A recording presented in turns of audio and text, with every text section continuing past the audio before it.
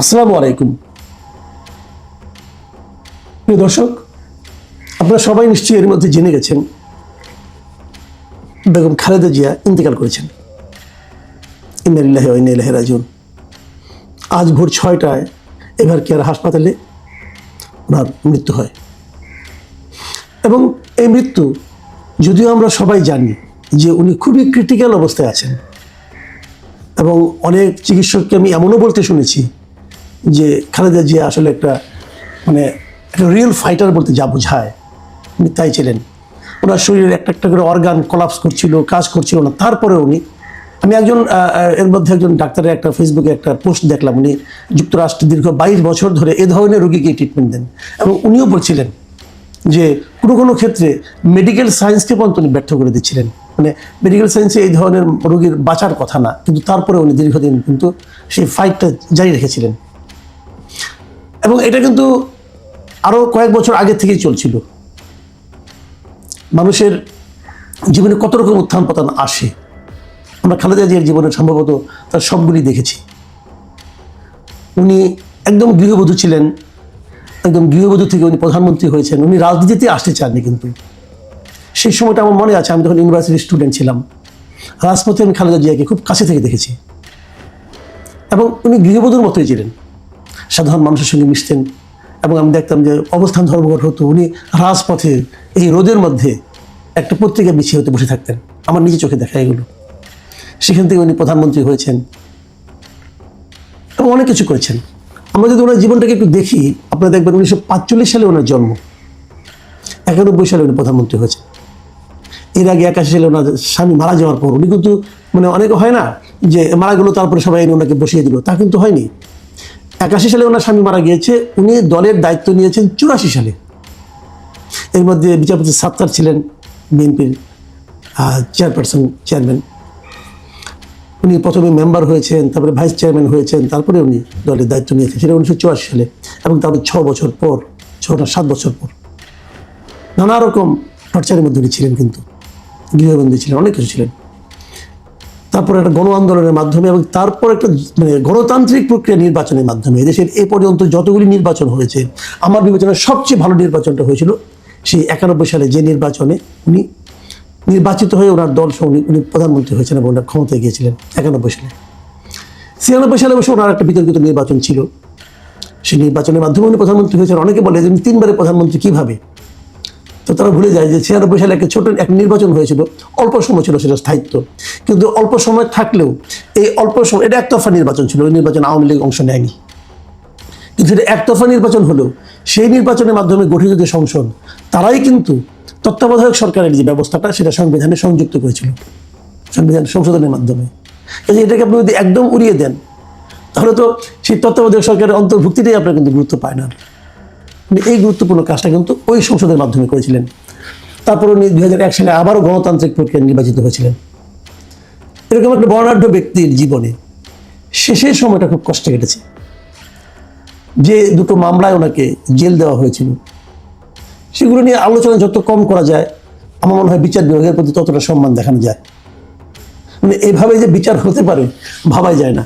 একজন সাবেক প্রধানমন্ত্রীকে যে সমস্ত কারণে, যে সমস্ত লজিক দেখে জেল দেওয়া হয়েছিল নিম্ন আদালতে, এবং বিস্ময়কর হলো উচ্চ আদালতে যে সেটা বেড়ে গিয়েছিল সাজার মাত্রা।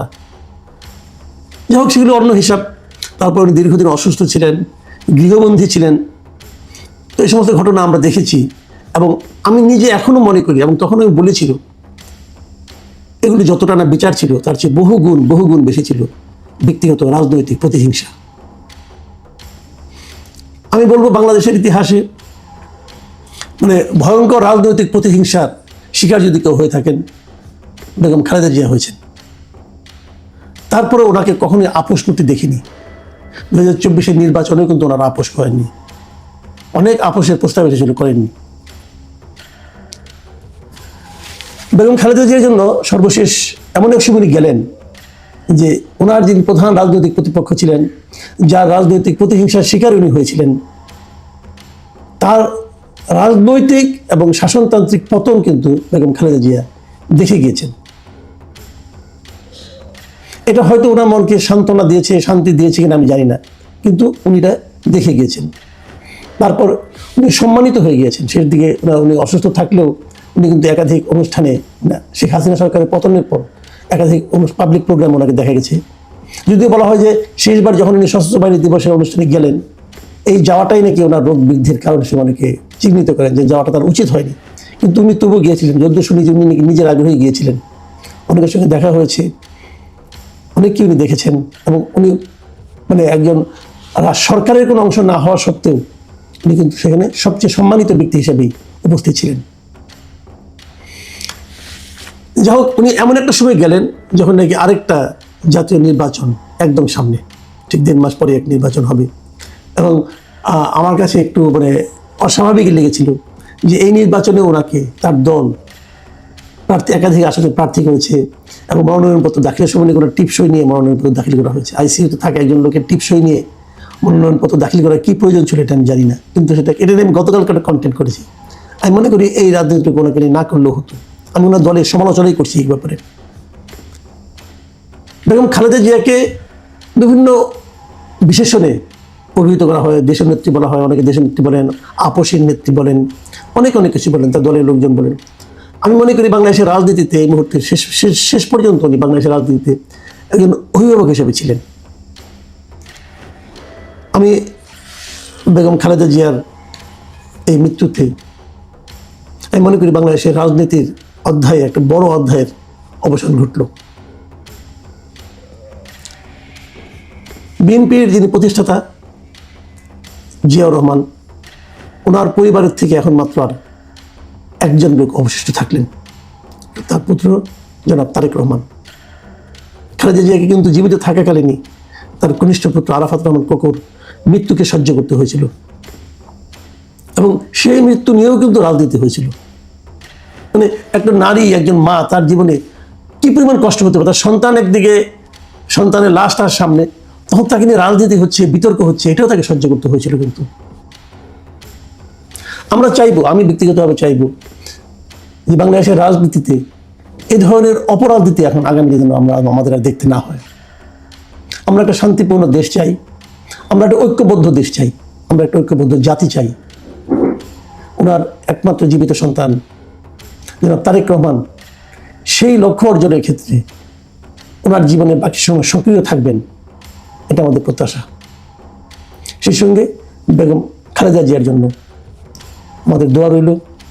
আল্লাহর কাছে ওনার আত্মার মাগফিরাত কামনা করছি, আল্লাহ ওনাকে বেহেশত নসিব করুন, এই প্রত্যাশা থাকলো। আপনারা সবাই বেগম খালেদা জিয়ার জন্য দোয়া করবেন, এটাও আমার প্রত্যাশা। প্রিয় দর্শক, আপনারা সবাই ভালো থাকবেন। আল্লাহ হাফিজ।